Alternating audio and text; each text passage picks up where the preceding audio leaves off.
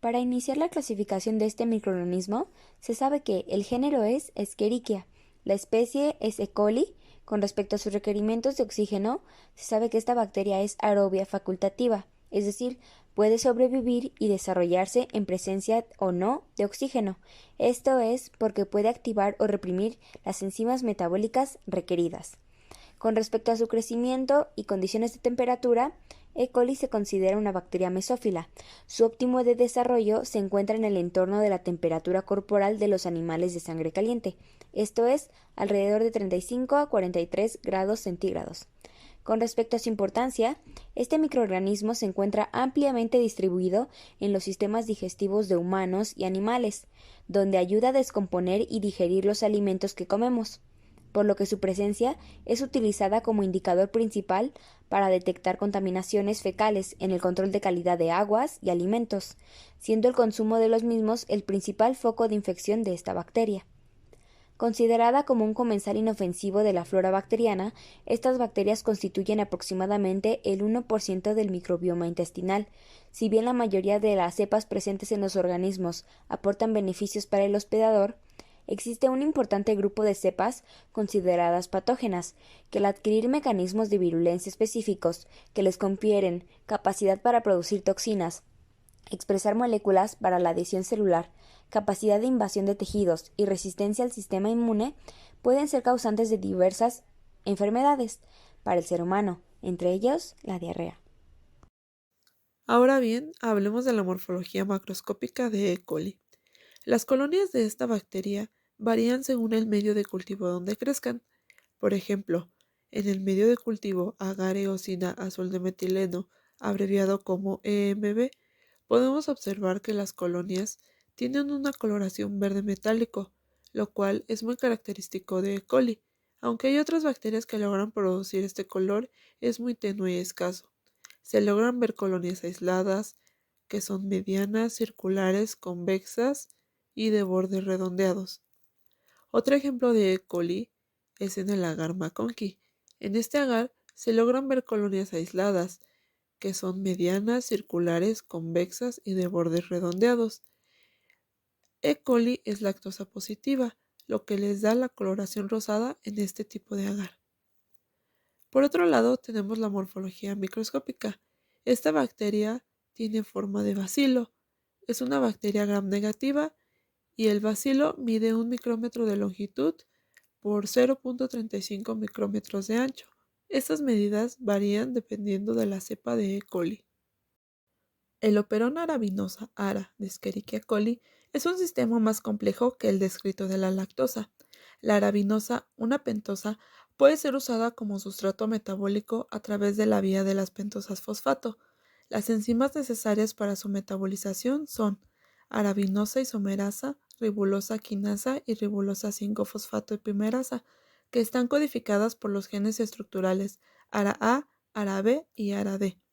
El operón ARA incluye, además de los tres genes estructurales, una región reguladora que a su vez tiene dos operones, ARA-O1 y ARA-O2, un sitio de unión para la proteína reguladora ARA-C, denominado ARA-I, y de inductor, un promotor adyacente a ARA-I, y en la proximidad del promotor se encuentra un sitio de unión para la CAP-AMPC.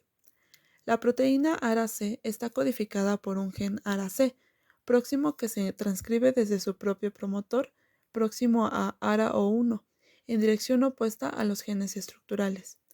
El papel de la proteína es complejo, ya que es capaz de regular su propia síntesis uniéndose a ARA-O1 y cuando su concentración se supera las 40 copias por célula reprime su síntesis. Respecto a los genes estructurales, actúa también como un regulador positivo o negativo, uniéndose a ARA-O2 y a ARA-I, lo cual permite una acción distinta dependiendo de las siguientes condiciones metabólicas. 1. Si la glucosa es abundante y la arabinosa es escasa, la proteína reguladora ARA-C se une en dos puntos, a ARA-O2 y a ARA-I, formándose un lazo de ADN que no permite la transcripción de los genes estructurales. Si la glucosa es escasa y la arabinosa es abundante, el complejo CAP-AMPC es abundante y se une a su sitio del ADN adyacente a ARA-I. La arabinosa funciona como activador al unirse a la proteína ARA-C, altera su conformación y al unirse esta a ARA-I se combina con CAP, AMPC y aumenta la transcripción. Si ambos son escasos o ambos son abundantes, el sistema de regulación no está claro, aunque se sabe que hay represión.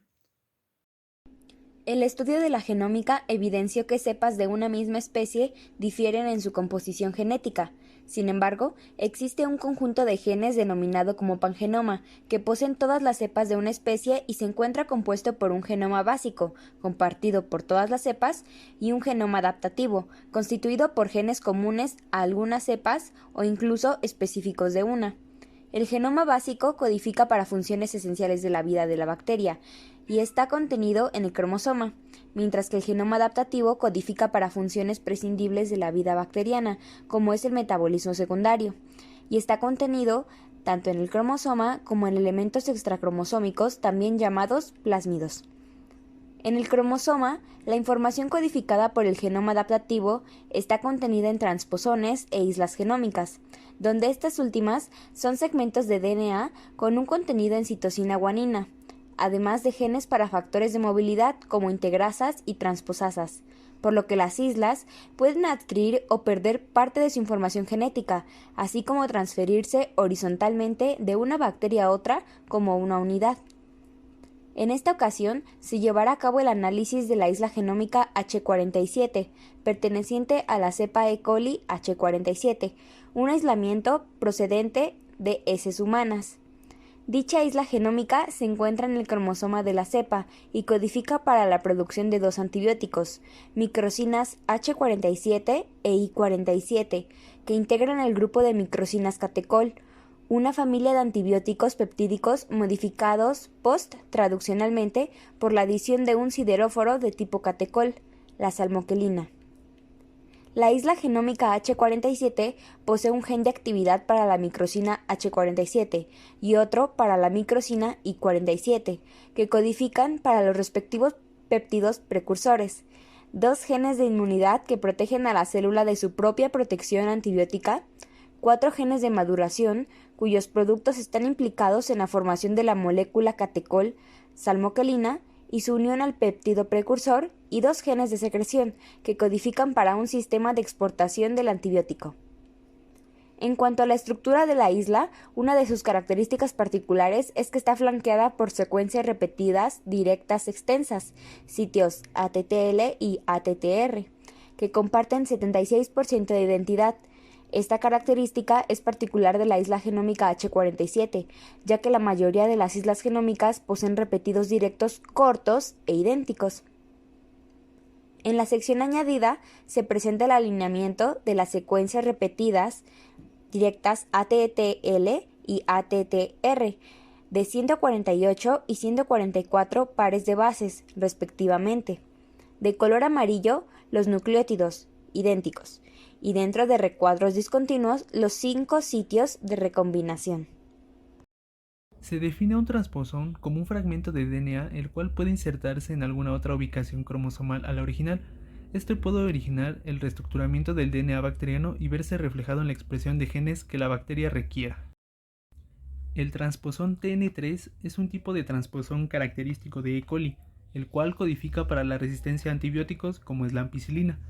De manera general, los transposones se encuentran conformados por la sección de gen o genes transponibles en la zona denominada como secuencia de inserción, la cual tiene un tamaño aproximado de 750 a 1600 pares de bases. Se encuentran flanqueados por secuencias invertidas, que no son más que secuencias idénticas en posiciones opuestas que la transposasa puede reconocer para romper el enlace fosfodiéster y atraer dicha secuencia, además de contar con repeticiones directas, que son de igual manera secuencias idénticas o muy similares de reconocimiento de este tipo de elementos genéticos móviles que funcionan como señalizadores.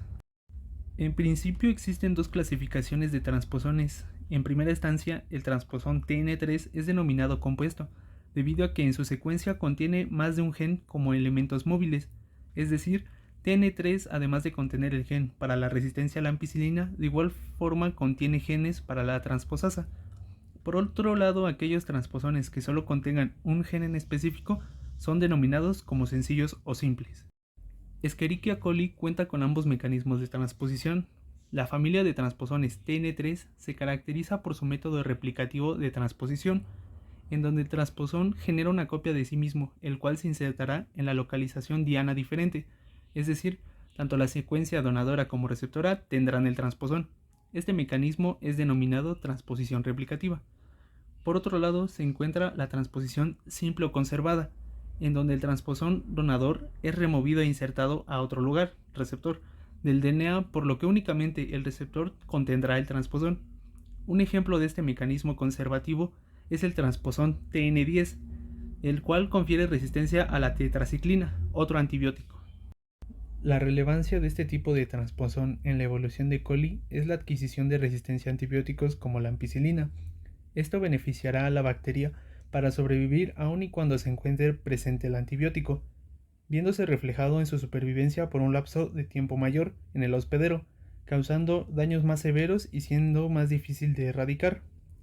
Si bien este proceso resulta de beneficio para las bacterias, de igual forma existen consecuencias de manera general cuando se realiza la transposición.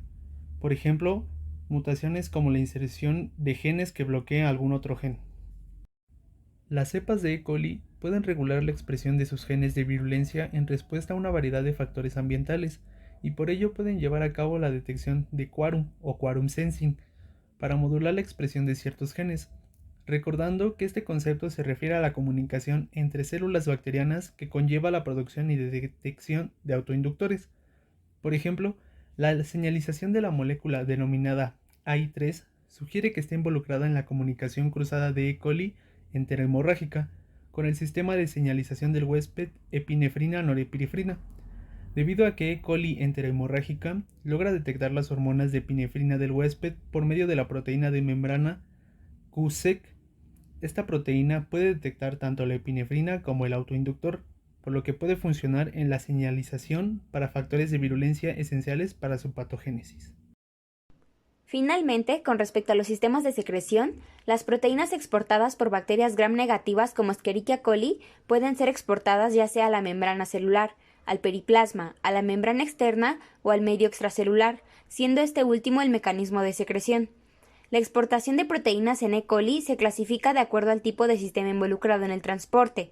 Así encontramos proteínas que son exportadas a través de la vía SEC y otras que son secretadas a través de sistemas específicos de sustrato, tales como los transportadores ABC. La vía SEC es un mecanismo general para proteínas y péptidos. Dirige a las proteínas para ser exportadas a los sitios antes mencionados, con excepción del medio extracelular.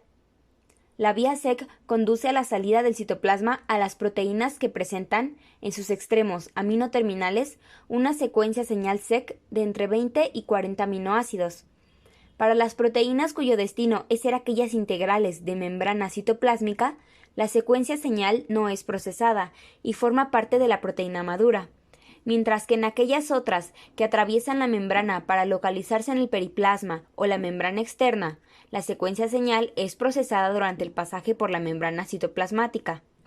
En este último caso, la secuencia señal se denomina peptidoseñal y este no forma parte de la proteína madura. La exportación de proteínas mediante la vía SEC requiere de los productos de los genes SECB, que codifica para una chaperona que se une a proteínas durante o inmediatamente después de su síntesis, permitiendo así su exportación, y SECA, que codifica para el principal receptor del complejo SECB preproteína, que se dice atraca en la membrana, además de un complejo proteico multimérico, la translocasa.